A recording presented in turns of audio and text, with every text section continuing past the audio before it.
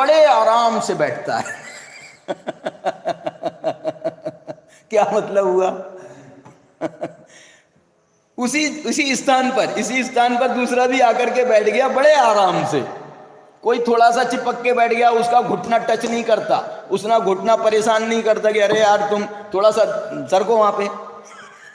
ऐसा नहीं। ऐसी जो व्यवस्था होती है, तो असंख्य देव असंख्य देवियां, आठों कोठों में चारों जाति के देव, चारों जाति की देवियां असंख्य असंख्य बैठती हैं उसमें, भगवान के समूसरण में। अब कितना लोग लाभ लेते हैं, उसमें कितने जीव जो हैं उसका लाभ लेते होंगे एक्चुअल में, माने आत्मज्ञान को प्राप्त करते होंगे, सम्यक दर्शन को प्राप्त करते होंगे। माने यदि 1000 व्यक्ति सम्यक दर्शन प्राप्त कर रहे हैं तो 100 व्यक्ति व्रत अंगीकार कर रहे हैं, और यदि 100 व्यक्ति व्रत अंगीकार कर रहे हैं तो 10 व्यक्ति मुनि बन रहे हैं। ऐसा थोड़ी है कि सब मुनि बन जाते होंगे या सब हो जाता होगा। लेकिन उसके बाद भी हम ये कह रहे हैं कि भगवान की देशना सफल है। अरे लाखों में 10 आदमी हुए हैं और तुम कह रहे हो सफल है? हाँ, हम सफल है, ये भगवान की देशना सफल है। ये सफलता का पैमाना है। अरे कितने जीव हैं बताओ, अनंत अनंत अनंत अनंत अनंत अनंत जीव हैं, और 6 महीने 8 समय में 608 जीव मोक्ष जा रहे हैं, और हम कह रहे हैं ये गणित सफल है। 608 जीव जा रहे हैं ना मोक्ष, बहुत है। यदि एवरेज निकाला जाए ना, एवरेज 608 जीव यदि मोक्ष जा रहे हैं, तो सम्यक दर्शन कितने प्राप्त कर रहे हैं 6 महीने 8 समय में? 608। क्योंकि जो सम्यक तो प्राप्त करते हैं वही मोक्ष जाते हैं। एवरेज बोल रहा हूं, हो सकता है लाखों हो जाएं 1-6 महीने में, मोक्ष तो 608 ही जाएंगे, लेकिन सम्यक दृष्टि ज़्यादा भी हो सकते हैं। लेकिन ऐसा भी हो सकता है कि कोई कालखंड में बिल्कुल ना हो। तो कुल मिलाकर के जब आप एवरेज निकालेंगे ना, 1 साल तो बहुत नुकसान हुआ है, दूसरे साल भी बहुत मज़ा नहीं आया, तीसरे साल भी, लेकिन चौथे साल भैया ऐसा चला है धंधा, ऐसा चला है कि पिछले 4 साल के का वसूल हो गया।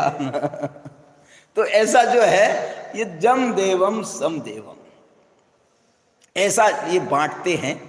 और इसमें समझ लो जो अरहंत दशा प्राप्त होती है, वो अरहंत दशा उनको ही प्राप्त होती है जो अकेले आत्मज्ञान नहीं, बल्कि आत्मज्ञान के साथ में मुनि दीक्षा प्रव्रज्या अंगीकार करते हैं। वो प्रव्रज्या का क्या स्वरूप है, वो प्रव्रज्या कैसे ली जाती है, वो प्रव्रज्या क्यों ली जाती है, वो प्रव्रज्या के समय आचार्य भगवान कैसा उपदेश देते हैं, इसका बड़ा सुंदर विवेचन इसकी 18-20 गाथाओं में, ये 42वीं गाथा से शुरू होने वाला है ये प्रव्रज्या का प्रकरण, और 18-20 गाथाओं में ये प्रकरण चलेगा। देखना, 1 मिनट में बताता हूँ आपको।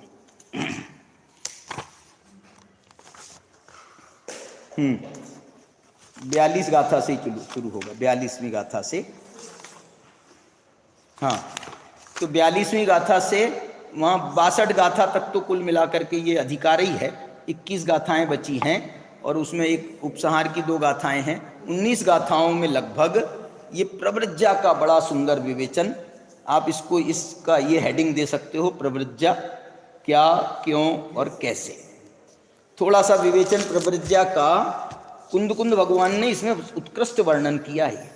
मैं ये कह रहा हूँ, अभी तक अपने दिमाग में ये आता है कि प्रव्रज्या का वर्णन कुंद भगवान ने कहाँ किया, तो वो प्रवचन सार की 2-3 गाथाएं जो चरणान योग चूलिका की है ना, शुरुआत की 4-5 गाथाएं, वो प्रव्रज्या के वर्णन में समझी जाती हैं। लेकिन जब अभी हमने इसका स्वाध्याय किया तो ख्याल में आया, और इसमें तो और जोरदार ढंग से कुंद भगवान ने इसका विवेचन किया है। लेकिन जो विवेचन वहाँ किया है वो यहाँ नहीं है, जो यहाँ है वो वहाँ नहीं है। कुंद भगवान ने ये भी ध्यान रखा है मानो।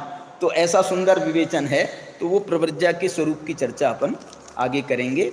अभी की चर्चा को यहीं विराम देते हैं।